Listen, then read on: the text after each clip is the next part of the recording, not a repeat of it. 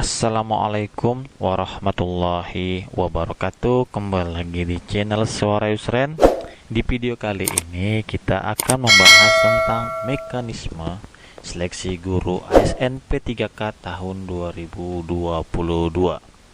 Oke, kita lihat pada slide di video kali ini. Ini adalah lini masa seleksi guru ASN P3K tahun 2022 dari bulan Mei sampai di Desember tahun ini. Jadi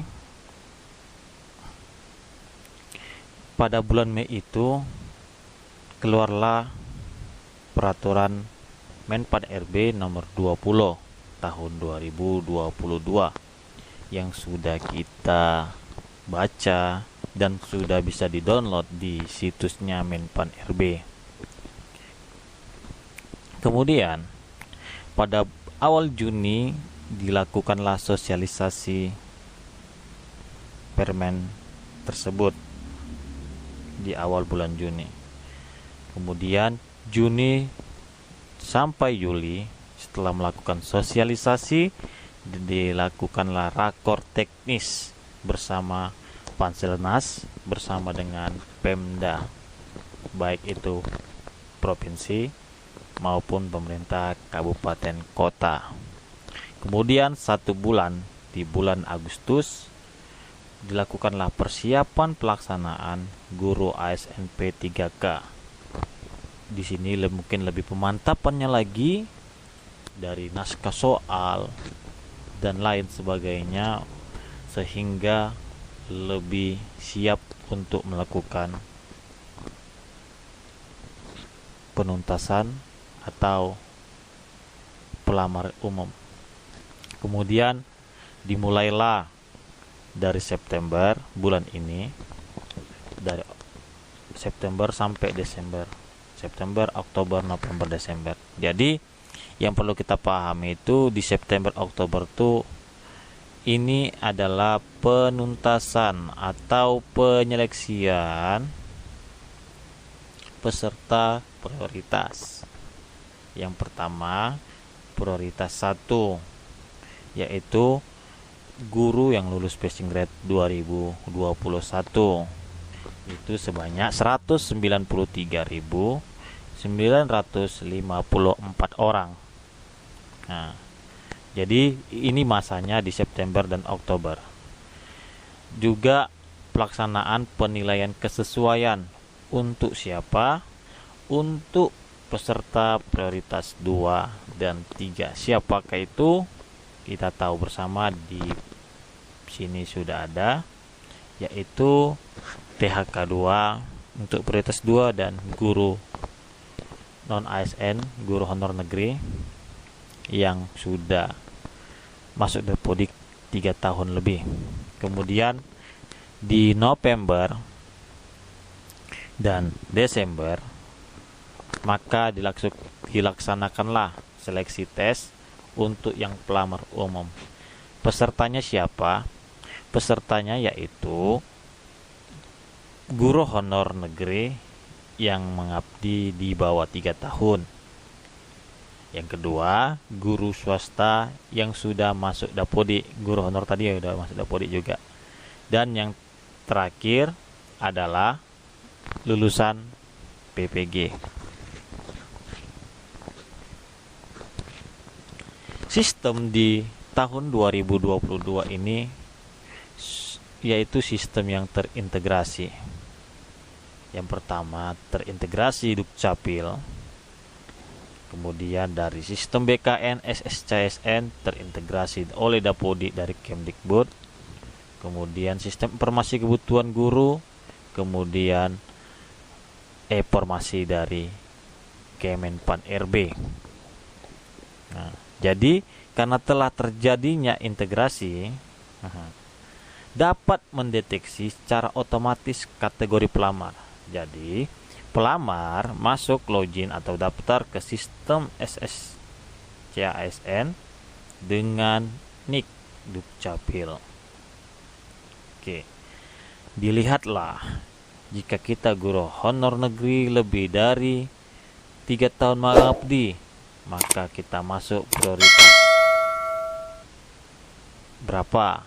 Jika kita yang udah lulus tahun 2001, maka langsung masuk ke P1. Maka dari data-data di sini, sistem BKN sudah bisa langsung mengklasifikasikan apakah kita P1 prioritas 1, apakah kita prioritas 2, apakah peserta prioritas 3, ataukah peserta masuk ke pelamar umum.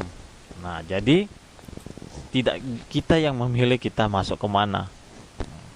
Misalnya kita sudah mengabdi 5 tahun, kita belum lulus 2021, belum passing grade, kita sudah mengabdi 5 tahun, tapi masuk Dapodi baru 2 tahun. Nah, jadi bukan kita milih kita masuk prioritas, bisa jadi kita masuk ke pelamar umum. Nah, itu tadi. Oke. Jadi terdapat 3 jenis mekanisme seleksi guru ASN P3K, seleksi guru ASN P3K di tahun 2022 ini. Oke, pertama penyelesaian yang guru yang lulus passing grade.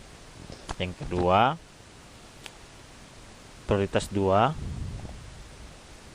yaitu ini prioritas 2 dan 3 ya, yaitu THK 2 dan guru honor negeri yang sudah mengabdi atau di Dapodi lebih dari 3 tahun. Kemudian ada seleksi tes umum untuk pelamar umum. Ini sudah ada ditentukan di sini.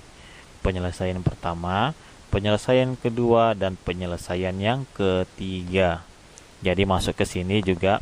Jadi penyelesaian pertama itu adalah penempatan individu atau peserta yang telah lulus nilai ambang batas pada seleksi tahun 2021 di tempat tugasnya masing-masing atau di satuan pendidikan yang membutuhkan.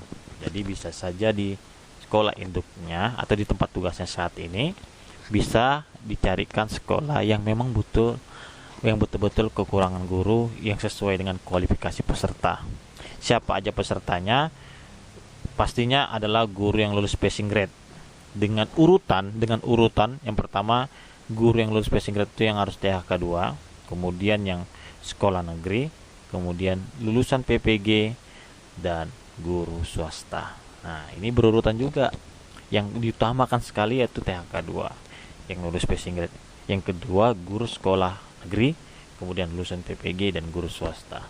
Di sini jika masih tersedia formasi, maka dilakukanlah seleksi untuk yang prioritas 2 dan 3. Jadilah itu seleksi mempertimbangkan dimensi profesional, pedagogi, sosial, dan kepribadian. Nah, pesertanya THK 2 yang tidak lulus ya. Yang tidak lulus. Kemudian guru honor negeri yang sudah masuk Dapodi 3 tahun lebih. Sudah masuk Dapodi 3 tahun lebih. Nah, setelah seleksi ini dilakukan, jika masih tersedia formasi, dan insya Allah pasti ada tersedia, maka dilakukanlah seleksi tes untuk pelamar umum. Untuk pelamar umum,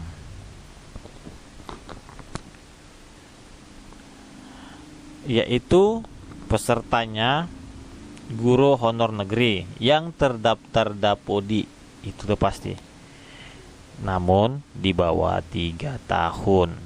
Kemudian lulusan PPG. Nah, ini bisa juga jadi pelamar umum walaupun masih muda atau belum pernah ada pengalaman mengajar di sekolah. Kemudian 3 guru honor swasta terdaftar di Dapodi walaupun berapa lamanya. Guru honor swasta masuk di pelamar umum. Nah, mekanisme penempatan guru yang lulus PG tahun 2001 ini untuk yang prioritas 1 ya. Prioritas 1. Ini untuk prioritas 1.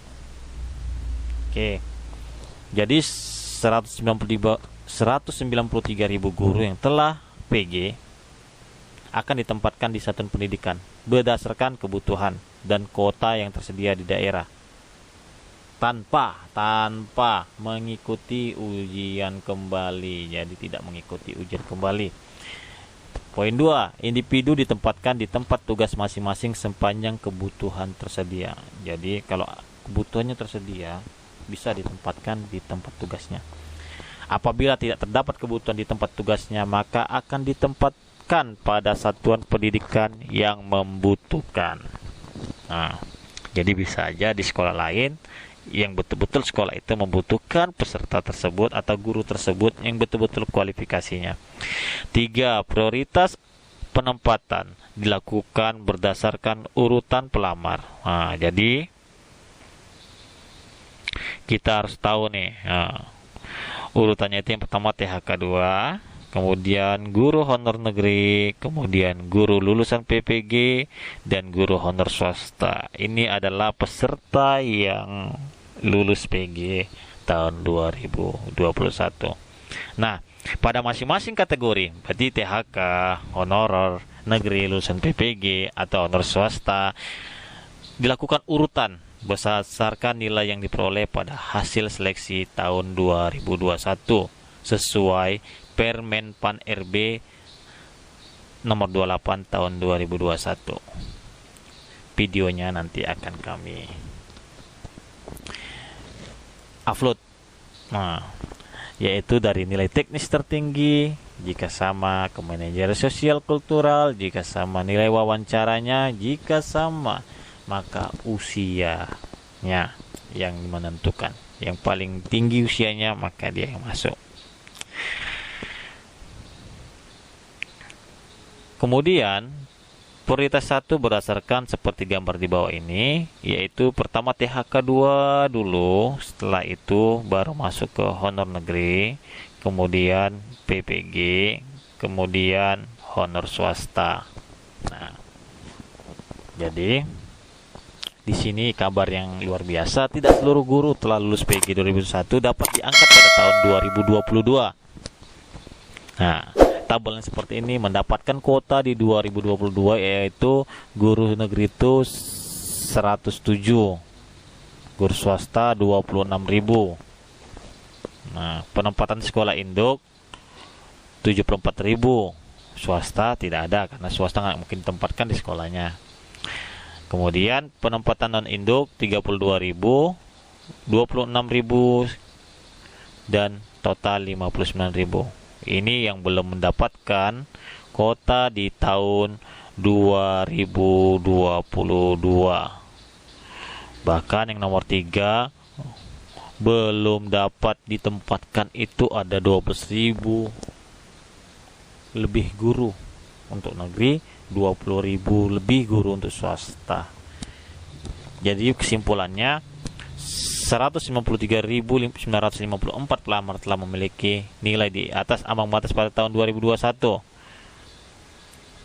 Sekian banyak itu, 69% siap diangkat tahun 2022 dengan jumlah 134.022 guru. 14% mendapat penempatan namun belum mendapatkan kuota formasi di tahun 2022. Diharapkan dapat diangkat tahun 2023. Nah, yaitu ada 14%. Jumlahnya 27.030 guru. Kemudian sejumlah 32.902 atau 17% dari jumlah pelamar yang lulus belum mendapat penempatan. Karena contoh kelebihan guru ada di sini atau oversupply. Karena seperti ini contohnya. Pada Provinsi Nusa Tenggara Barat, Kabupaten Kota Bima, SDN 6, Kodo Kota Bima, jabatan guru kelas SD, kebutuhan tuh 6. ASN-nya ada 4. Berarti 6 kurang 4 ada 2.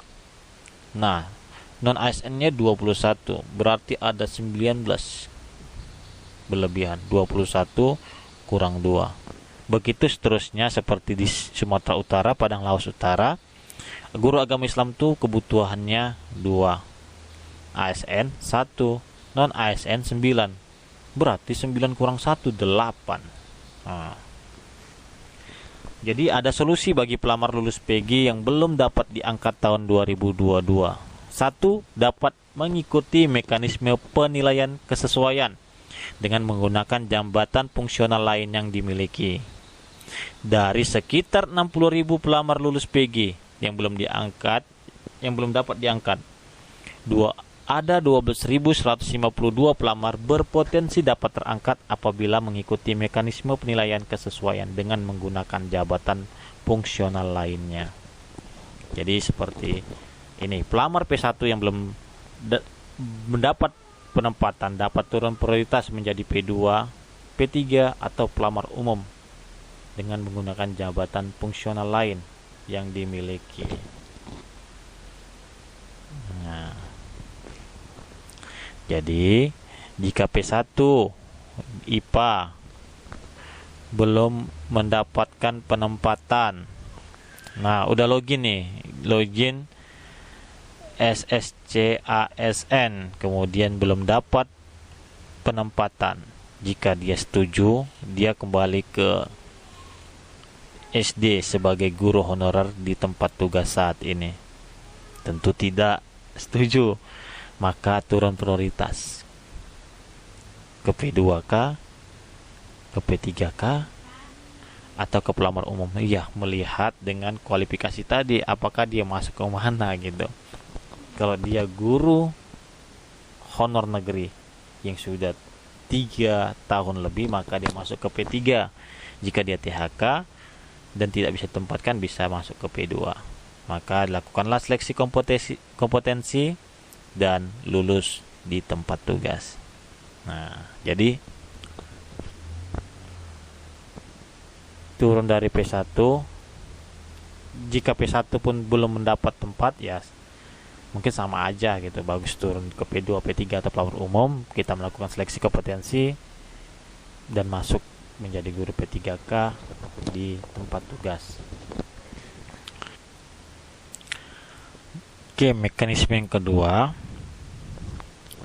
yaitu seleksi kesesuaian verifikasi bagi pelamar THK2 dan guru honor negeri minimal 3 tahun bekerja dan terdaftar di Dapodi. Jadi ini untuk prioritas 2 dan 3. Jadi seleksi ini dilaksanakan jika masih ada kuota tersedia setelah diseleksi dari prioritas 1, yaitu penempatan bagi guru yang lulus passing grade. Oke. Pada seleksi ini dilakukan dengan menilai kesesuaian 4 dimensi. Yang pertama, dimensi akademik, teknis, kinerja, dan pemeriksaan latar belakang. Di kualifikasi akademik atau sertifikat pendidik, ini mempertimbangkan linearitas antara bidang tugas atau mata pelajaran. Jadi apa aja itu diambil, yaitu S1, D4 atau sertifikat pendidiknya. Kemudian dimensi selanjutnya yaitu kompetensi teknis, yaitu keprofesionalan, pedagogi, sosial, dan kepribadian. Kemudian kinerja yaitu orientasi pelayanan, kemudian komitmen, kemudian inisiatif kerja dan kerjasamanya. Dan terakhir yaitu latar belakang, yaitu perundungan, bully, kemudian kekerasan seksual atau kemudian penyalahgunaan nafkah dan intoleransi. 3 yaitu seleksi wawancara, mempertimbangkan integritas dan moralitas.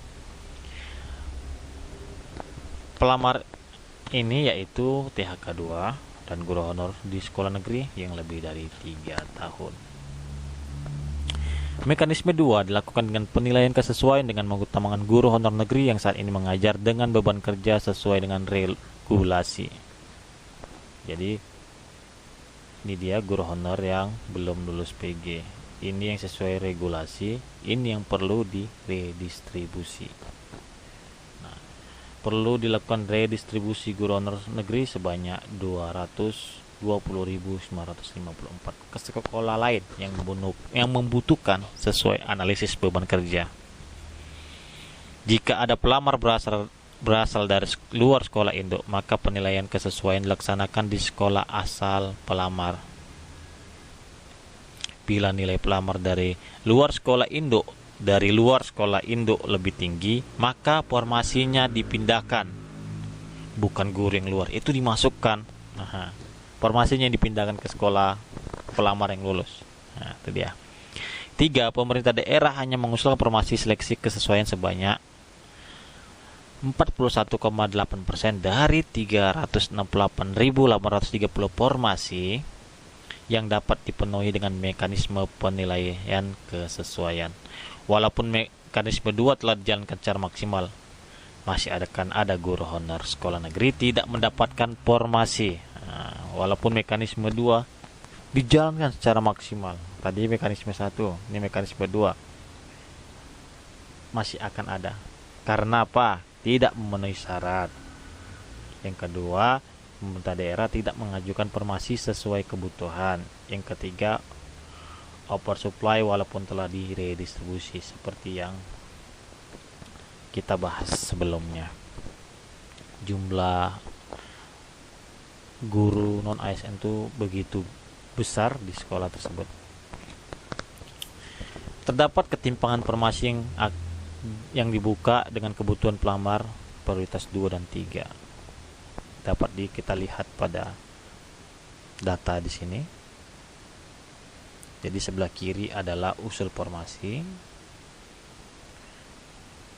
yang di sini adalah kebutuhan. Jadi pemerintah daerah hanya mengusulkan formasi tadi sebanyak 41,8% dari 368.830 guru yang dapat diobservasi, sehingga terdapat peluang sebesar 1,2. Jadi satu formasi diperebutkan 2 guru. Nah, jadi satu lawan satu lah bahasa di sini. Jadi ada satu formasi, ada 2 pelamar. Pelamar yang lulus akan ditempatkan di sekolah induknya. Nah, ilustrasi, instansi memiliki 4 formasi tersebar di 4 sekolah. Formasi hanya dibuka di sekolah A dan B. Jadi ini dah. Jadi formasi dibuka hanya di sekolah A dan sekolah B. Ini bentuk formasi, gambar kursi karena ada keterangan di bawah, dan pelamarnya ada 4 dari sekolah A, B, C, dan D. Pelamar dari C dan D melamar ke sekolah A dan B. Jadi C bisa melamar ke A atau melamar ke B, dan D juga begitu, bisa melamar ke B, bisa melamar ke A. Atau hanya perlu isi biodata. Jadi ada pilihan, boleh langsung melamar ke sekolah tujuan atau hanya perlu isi biodata. Namun penempatan akan ditentukan oleh Kemdikbudristek. Selanjutnya, penilaian atau observasi dilakukan pada masing-masing sekolah. Pelamar di A di sekolah A, pelamar B di sekolah B, pelamar C di sekolah C, pelamar D di sekolah D. Jika pelamar C dan D memiliki nilai lebih tinggi daripada pelamar A dan B, maka formasi dipindahkan ke sekolah C dan D. Jadi bukan guru ini masuk ke sekolah A, tapi formasinya yang ditarik ke sekolah C. Begitu juga.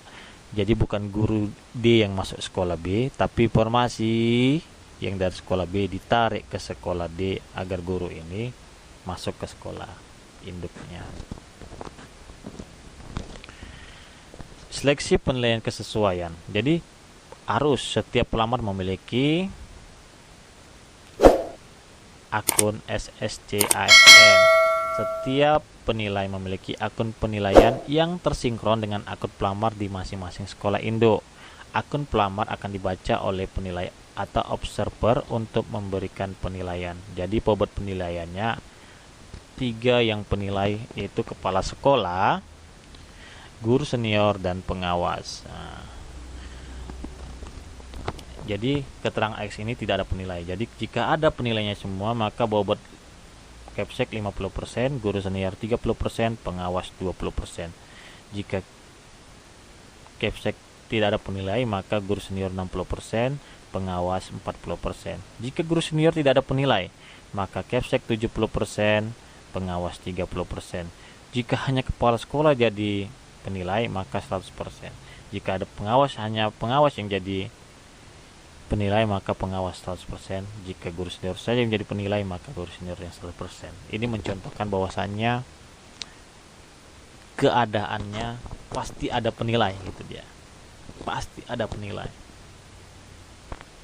Jika sekolah itu belum memiliki, masih ada pertukaran kepala sekolah, berarti ada guru senior dan pengawas. Atau sekalipun pengawas baru saja diganti, ada kepala sekolah baru diganti, guru senior sendiri yang bisa menilai. Nah, jadi ini adalah bentuk keadaan. Jadi semua keadaan tuh bisa diberikan penilaian. Jadi latar belakang, pemeriksaan latar belakang dilaksanakan untuk memastikan tidak adanya keterlibatan dalam kegiatan perundungan atau yang dikenal bully ya, kekerasan seksual, penyalahgunaan narkotika atau narkoba, serta intoleransi. Pelamar akan dinilai oleh Dinas Pendidikan, akan dinilai BKPSDM. Kompetensi 40%. Pelamar akan dinilai kompetensinya di sekolah induknya oleh tadi sekolah, guru senior, dan pengawas sekolah yang ditugaskan. Kinerja. Pelamar akan dinilai kinerjanya di sekolah induknya oleh tetap kepala sekolah, guru senior, pengawas sekolah yang ditugaskan. Penilaian kinerja kemudian akan diverifikasi oleh Dinas Pendidikan dan BKPSDM berdasarkan portofolio guru dengan skala 60% sampai 100%. Kisi-kisi instrumen penilaian kesesuaian kompetensi. Jadi ada dua undang-undang. Yang pertama yaitu Undang-Undang Guru dan Dosen nomor 14 tahun 2005. Kompetensinya ada profesional, pedagogi, sosial, kepribadian. Kemudian Undang-Undang ASN nomor 5 tahun 2014 ada teknis, manajerial, sosial, kultural. Jadi ini menjadi kompetensi guru ASN.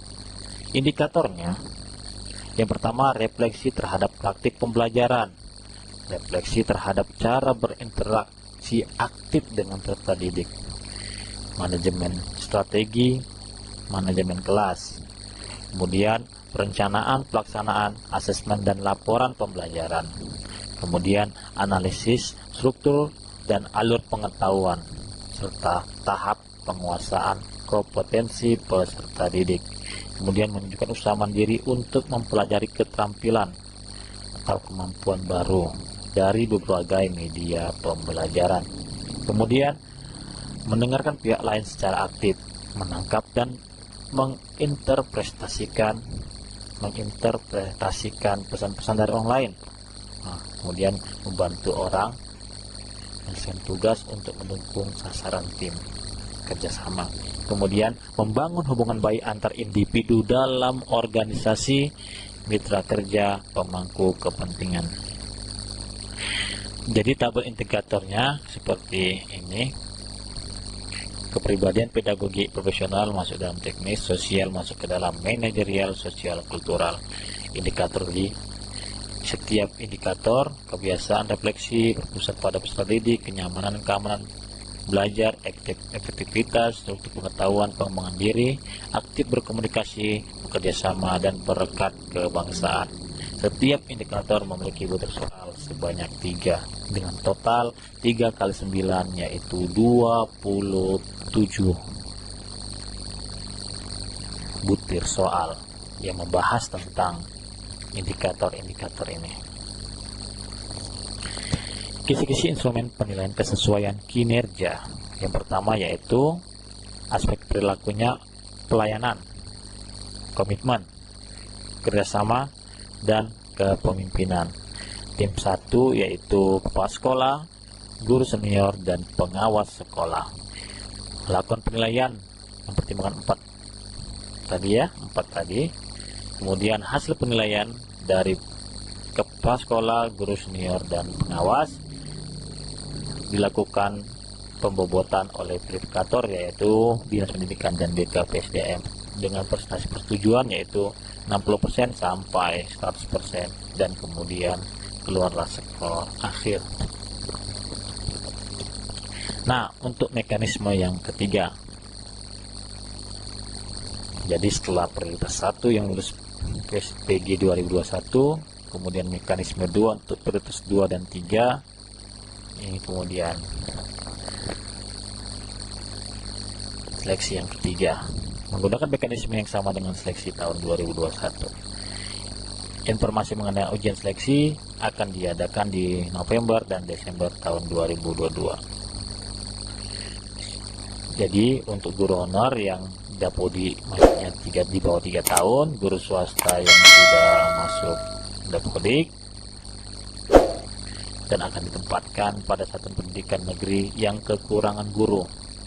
Kemudian bagi individu yang tidak terdaftar di Dapodik namun ingin mengikuti ujian, diwajibkan memiliki sertifikat pendidik atau bahasanya ini lulusan PPG. Passing grade akan ditentukan oleh panitia seleksi nasional. Nah, dengan butir soal 80-100 dengan waktu 2 jam, bobot 60%, manajerial 30 butir soal. Jika digabung 60 soal dengan waktu 50 menit. Nah, ujian P3K berbeda dengan CPNS karena tidak ada SKD atau seleksi kompetensi dasar, hanya seleksi kompetensi bidang teknis. Untuk peserta yang sudah sertifikasi tetap ikut semua tes. Jika berkas lengkap, nilai tes kompetensi teknis penuh, kecuali berkas bermasalah, maka nilai tes kompetensi tidak digunakan. Tetap harus lulus passing grade manajerial dan sosial kultural. Jadi setiap kompetensi memiliki nilai minimal atau passing grade tadi. Oke, itu aja dari kami tentang mekanisme seleksi ASN P3K tahun 2022. Informasi ini sekedar berbagi informasi, tidak ada niat untuk mengajarin. Namun jika ada informasi-informasi yang lain atau ada kekeliruan dari kami mohon maaf. Dan jika ada yang ingin ditanya atau diberi saran, silakan di kolom komentar, kami terima dengan senang hati.